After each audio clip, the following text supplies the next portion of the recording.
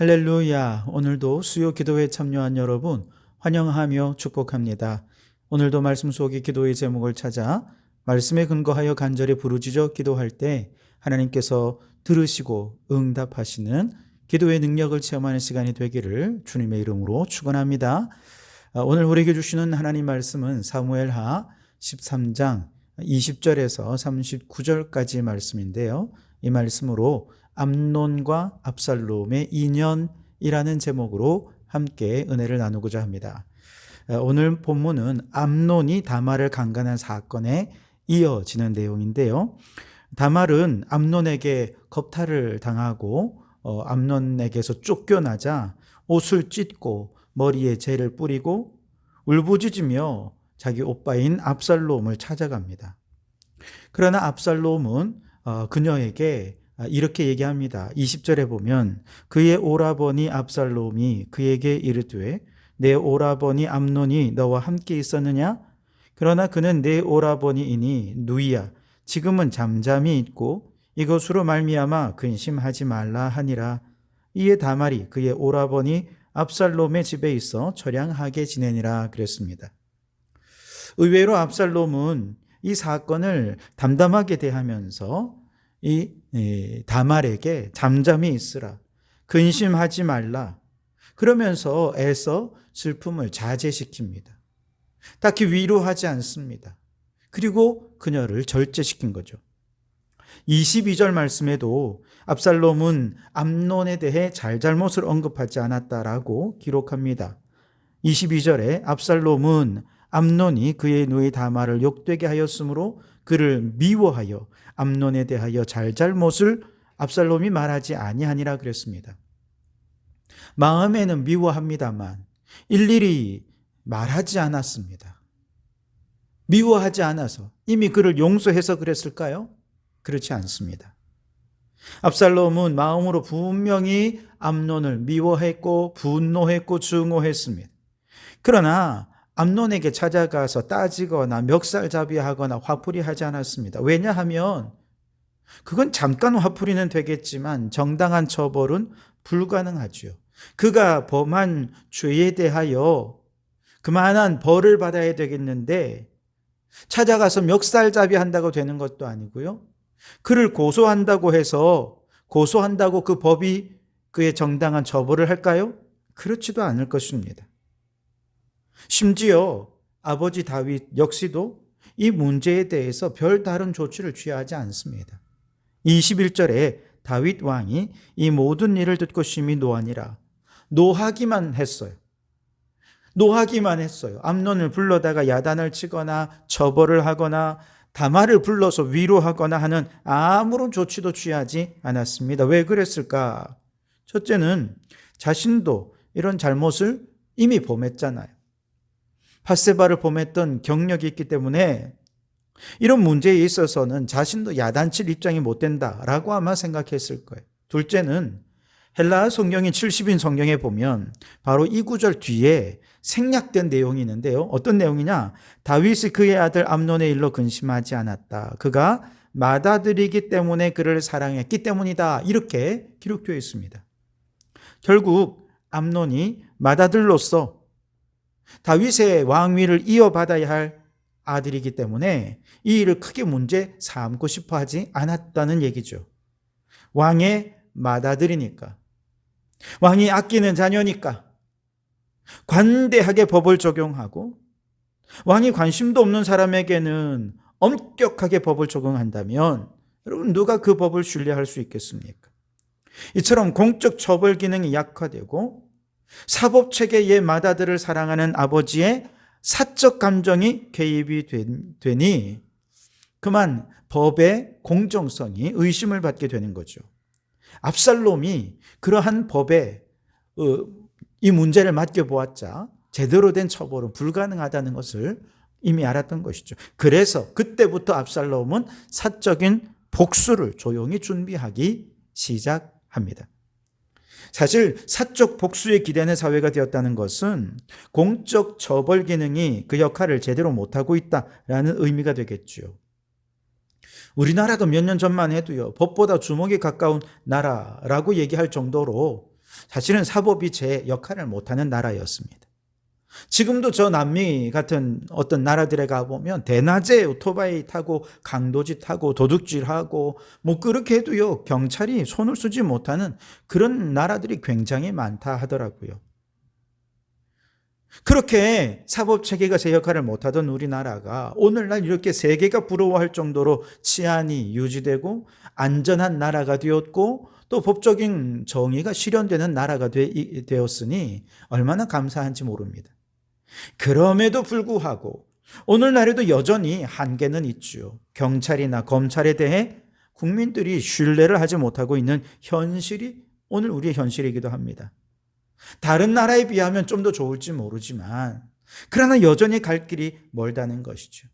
마치 다윗 왕이 사적인 감정으로 아들에 대해 처벌하지 못하고 법을 느슨하게 적용하는 것처럼 권력자들의 가족과 그에 가까운 사람들에 대해서는 법이 너무 무기력한 반면에 어떤 판단에 있어서는 어떤 판사가요, 버스 기사가 300원으로 커피 뽑아 먹었다는 이유로 회사에서 해고당한 이 사건이 정당하다고 판결하는 정말 이상하고 비정한 법 적용이 이루어지는 바로 이러한 현실을 보면서 많은 백성들이, 국민들이 공분을 하고 있는 것이죠.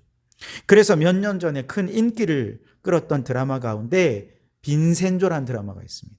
또 모범택시라는 드라마가 있습니다. 이 드라마는 2편까지 제작이 되었는데요. 이 드라마는요, 사적인 복수를 다룬 드라마였습니다. 당시 많은 사람들이 아주 속이 시원하다라는 반응을 보이면서 높은 시청률을 기록했었습니다. 왜 이 드라마가 이렇게 인기가 있었을까요?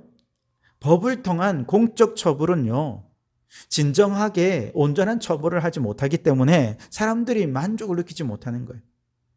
그 정도면 그 사람이 범한 죄에 해당되는 처벌이 맞다라고 사람들이 인정하지 못한다는 것이죠.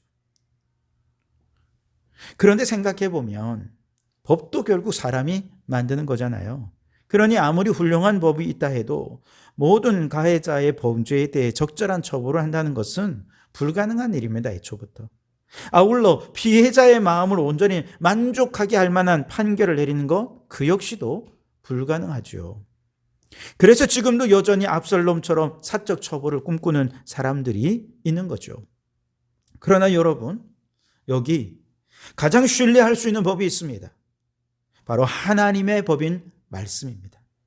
왜냐하면 이 법은 곧 진리이신 하나님의 말씀이기 때문에 그렇습니다. 세상의 법은 그 법의 신뢰도를 높이기 위해 사법부를 따로 독립시켜서 독립을 보장해주고 또 그 법을 공정하게 적용하기 위해 온 사회가 감시하고 노력해야 겨우 그 법의 신뢰성이 담보될까 말까입니다. 그러나 하나님의 법은 그 자체로 어제나 오늘이나 영원토록 진리이십니다. 시대와 세대를 초월해서 그 말씀은 항상 옳고 항상 선한 법입니다. 그렇기 때문에 그 누구도 그 법의 신뢰성에 문제를 제기할 필요가 없습니다.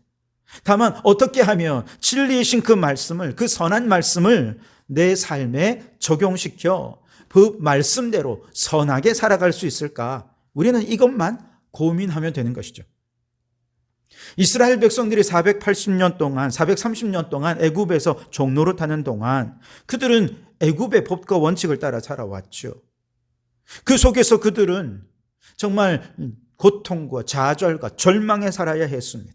그러나 출애굽한 이후 하나님께서는 이제 그러한 세상의 법이 아니라 하나님의 법, 하나님의 원칙을 따라 살아가도록 하기 위해 40년 동안을 광야에서 훈련시키셨습니다.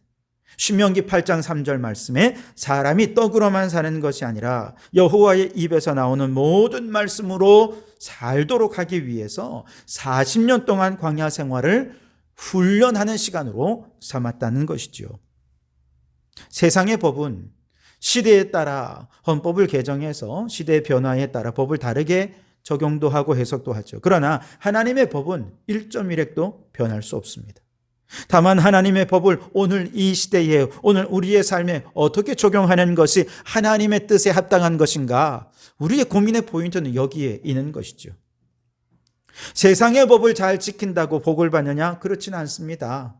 그러나 신명기 28장에 보면 우리가 하나님의 말씀을 잘 듣고 순종하면 세계 모든 민족 위에 뛰어나게 하는 복을 주십니다. 들어가도 복을 받고 나가도 복을 받고 그렇게 복된 백성이 되게 해주시겠노라 약속해 주셨습니다. 이사야 11장 9절에 주님께서 다스리는 그 나라에는 물이 바다를 덮음같이 여호와를 아는 지식이 세상에 충만할 것이라 그랬습니다. 다시 말해서 하나님의 나라는 하나님의 법, 하나님의 말씀이 다스리는 나라인데 이처럼 여호와를 아는 지식, 말씀이 충만해진다는 것은 이제 하나님의 말씀의 원리로 다스려지는 나라가 되었다는 것입니다. 그렇게 하나님의 말씀의 원리로 다스려지는 나라에는요, 어떤 모습입니까? 이사야 11장 말씀에 보면 약육강식이 아니라 억강부약의 세상이 됩니다. 상대를 죽여야 내가 사는 천적 관계가 아니라 상호 의존과 상생의 관계가 됩니다. 그 모든 마음의 죄악의 본성, 야수성, 독성, 육식성이 사라지고 서로 하나 되어 살아가는 세상이 될 것을 말씀해 주고 있습니다. 여러분, 압살롬처럼 사적 복수를 꿈꾸는 사람들이 많은 사회는 결코 건강한 사회가 아닙니다. 그러나 한계 많은 이 세상의 법 안에 사는 한 우리는 압살롬같이 사적 복수를 꿈꾸는 사람들이 생겨날 수밖에 없습니다. 그러나 우리에게는 하나님의 말씀의 법이 있습니다. 오직 사랑과 은혜로 다스려지는 말씀의 법. 이 말씀이 우리의 삶을 다스리고 통치하는 지배 원리가 될 때 온 세상은 더 이상 복수가 아니라 사랑을 꿈꾸고 은혜를 나누는 그런 나라가 될 줄 믿습니다.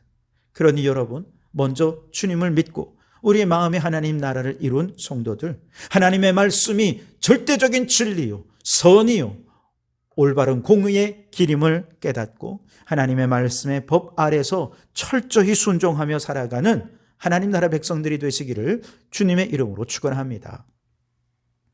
자, 다시 본문으로 들어오면 압살롬이나 다말이 이 문제에 대해서 이제 압살롬이 잠잠하라 했기 때문에 아무 말이 없었습니다. 겉으로 볼 때는 이제 사람들은 이 문제가 잘 해결되었다 생각했고 그렇게 2년이라는 시간이 흐르면서 사람들의 생각 속에서 이 사건은 쉽게 잊혀졌습니다. 그러나 압살롬은 그 2년 동안 오직 암논에 대한 피해 복수만 생각하고 기회를 노리고 있었습니다. 23절에 보면 만 2년 후에 에브라임 곁 바알 하솔에서 압살롬이 양털을 깎는 일이 있음에 압살롬이 왕의 모든 아들을 청하고 그랬습니다.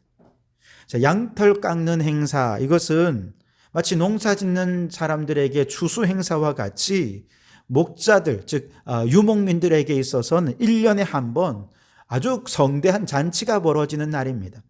이렇게 양털 깎는 날은 손님들을 청하고 큰 잔치를 베풀어서 마치 추수감사축제처럼 감사의 축제를 벌이는 것이 당시의 관습이었는데요. 왕실의 왕자들도 해마다 이와 같은 축제가 있었기에 다 같이 모여 우애를 다지곤 했던 거죠. 압살롬은 아주 치밀하고 철저하게 양털 깎는 날을 디데이로 정했습니다. 복수를 계획하면서 애초부터 바알 하솔에서 양을 기르고 그곳에서 이제 양털 깎는 행사를 한 거죠. 바알 하솔이라는 지역은 예루살렘에서 북서쪽으로 한 15마일 떨어진 산 위의 고지입니다. 목축하기에 적합한 곳이었어요. 그와 함께 여기서 어떤 긴급한 일이 발생했을 때 예루살렘에서 지원군을 요청해서 온다 하더라도 상당한 시간이 걸릴 만한 거리이기도 했던 거죠. 즉 압살롬은 퇴로를 생각하고 바로 이곳에서 잔치를 벌였던 것이죠. 드디어 때가 되었습니다. 복수의 첫 단계로 압살롬은 모든 왕자들을 양털 깎는 행사에 초대합니다. 암논만 부르면 너무 계획이 티가 나니까 모든 형제를 다 부릅니다. 그래서 압살롬의 계획을 눈치채지 못하게 한 것이죠. 이 행사의 정당성을 위해 압살롬은 왕과 다른 신하들도 청합니다. 24절에 압살롬이 왕께 나아가 말하되 이제 종에게 양털 깎는 일이 있사오니 청하건대 왕은 신하들을 데리시고 당신의 종과 함께 가사이다 그랬습니다.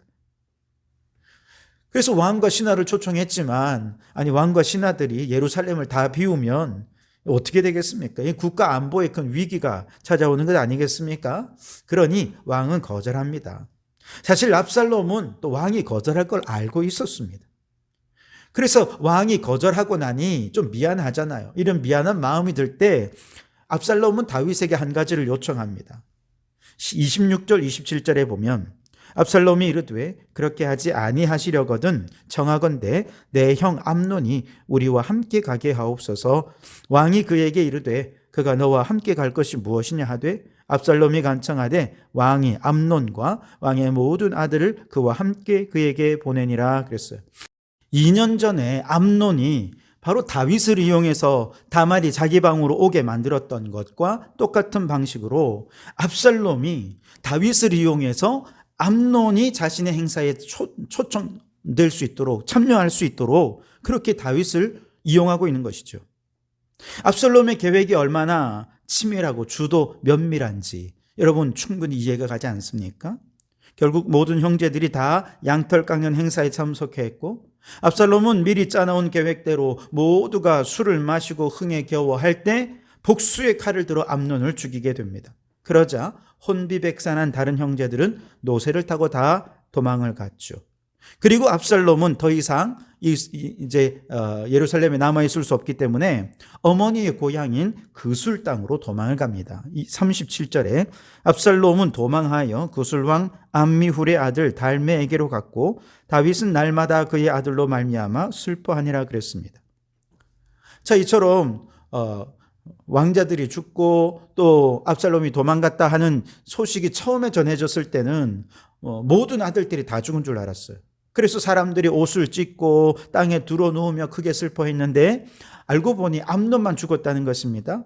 한시름 놓긴 했지만 그럼에도 불구하고 왕실에 이렇게 불행한 일이 있으니 모두가 소리 높여 통곡하며 안타까워했습니다.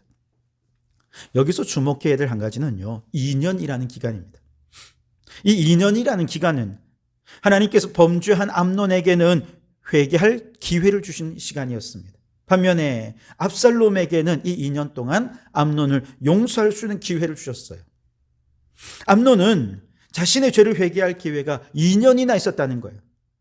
그 2년은 압살롬이 보복살인으로 나아가는 것을 막기에 충분한 시간이었던 거죠. 만일 암논이 자신의 죄를 깨닫고 회개하고 다말에게 또 압살롬에게 용서를 구했다면 틀림없이 아마 이런 비극적인 일은 발생하지 않았을 것입니다. 그러나 암논은 하나님께서 주신 회개의 시간을 허비하고 말았습니다. 오히려 그는 교만했습니다. 자기가 무엇을 잘못했는지도 모를 정도로 양심이 무뎌져 버렸습니다. 심지어 다윗이 밧세바를 범했을 때는 나단 선지자가 와서 그를 깨우쳐 주지 않았습니까? 그런데 암논의 주변에는요, 요나답같이 간교한 친구밖에 없었기 때문에 그의 죄를 깨우쳐 줄 사람이 아무도 없었던 거죠. 그래서 결국 죄를 회개할 기회를 놓쳐버리고 말았습니다.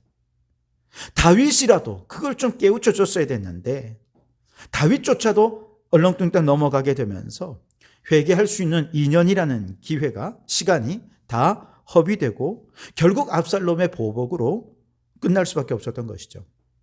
반면에 압살롬의 2년은 복수를 준비하는 2년이었잖아요. 그러나 성경을 보면 우리 하나님은 사적인 복수를 금지하고 있습니다. 모든 복수는 하나님께 맡기라고 말씀하십니다. 레위기 20장 17절에 보면 근친상간을 행하게 되면 그는 백성 중에서 끊칠 것이다 라고 분명히 말씀하셨습니다. 하나님의 약속입니다. 만일 압살롬이 이 하나님의 말씀, 약속을 믿었다면 그는 마땅히 보복은 하나님께 맡기고 하나님이 보복해 주실 때를 기다려야 했을 것입니다. 그런데 압살롬은 하나님의 때를 기다리지 않고 결국 2년 동안을 보복할 준비를 하면서 분노와 증오를 삭히며 결국 2년 후에 암논을 죽이게 된 것이죠. 여러분, 오늘 우리는 어떻습니까? 오늘이라는 이 시간이 혹시 누군가에게는 암논처럼 죄를 회개할 기회로 하나님께서 우리에게 주신 시간은 아닌지요? 하나님은 심판의 때까지 오래 참고 인내하며 회개할 수 있도록 최선을 다해 기회를 주십니다. 깨닫게 하십니다. 때로는 사람을 보내어서 깨닫게 하시고 때로는 사건을 통해 깨닫게 하십니다만 그러나 그 기회를 다 허비해버리고 깨닫지 못하고 교만하여 회개하지 못한다면 결국 하나님의 심판을 받을 수밖에 없게 될 것입니다. 반면에 오늘 일하는 시간이 우리 가운데 누군가에게는 압살롬처럼 하나님 말씀에 의지해서 자신을 쳐서 복종시켜서 용서와 화해로 자신을 성숙시킬 기회로 하나님께서 허락해 준 시간일 수도 있습니다. 만약 우리가 하나님의 약속의 말씀을 믿고 내 감정, 내 분노, 내 의지를 내려놓고 하나님 말씀대로 순종하게 된다면 우리는 분노하느라고, 증오하느라고 2년 동안을 그렇게 에너지를 허비하며 낭비하는 것이 아니라 오히려 그 2년 동안 어떻게든 용서하기 위해, 화해하기 위해 더 하나님을 의지하고 더 하나님을 붙잡고 기도하면서 그렇게 선한 일에 우리의 에너지를 쏟아붓게 될 것입니다. 그러니 여러분, 우리 하나님의 최종적인 심판이 임하기 전 아직은 은혜의 때요, 구원의 날입니다. 지금은 얼마든지 회개하고 돌이킬 수 있는 때라는 얘기죠. 지금이야말로 하나님 말씀 앞에 우리 자신을 쳐서 복종시켜서 하나님께서 우리에게 주신 이 용서와 화해의 삶으로 우리의 삶이 성장할 수 있는 기회를 우리에게 허락해 주신 줄 믿습니다. 그러니 이 은혜의 시간에 회개할 기회를 놓치지 마시고 하나님 말씀 굳게 붙잡고 하나님이 주신 모든 시간을 복수와 증오로 그렇게 허비하지 마시고 용서와 화해로 하나님의 뜻을 이루기 위해 우리의 모든 시간을 선용할 줄 아는 우리 믿음의 성도들이 되시기를 주님의 이름으로 축원합니다. 기도하겠습니다. 주님, 사적인 복수를 꿈꾸는 사회는 결코 건강한 사회가 아닙니다. 그러나 세상의 법은 한계가 많기에 사람들의 마음을 온전히 위로할 수 없어요. 그러나 우리에게는 하나님의 법 말씀이 있습니다. 이 진리의 말씀이 물이 바다를 덮음같이 온 세상에 가득해서 이제 복수가 아니라 사랑을 꿈꾸는 하나님 나라가 이루어지게 하옵소서. 주님, 암논에게 인연은 회개의 기회요, 압살롬에게 인연은 용서의 기회였습니다. 그러나 둘 다 그 기회를 놓쳐버린 결과 복수의 피바람이 몰아쳤습니다. 주여, 하나님께서 우리에게 주신 기회를 놓치지 않게 하옵소서. 지금은 은혜의 때이오니 회개하게 하시고 복수와 분노로 시간을 보내지 말고 용서와 화해로 성장하고 성숙하는 시간을 선용할 줄 아는 저희들이 되게 해 주시옵소서. 예수님 이름으로 기도하옵나이다. 아멘.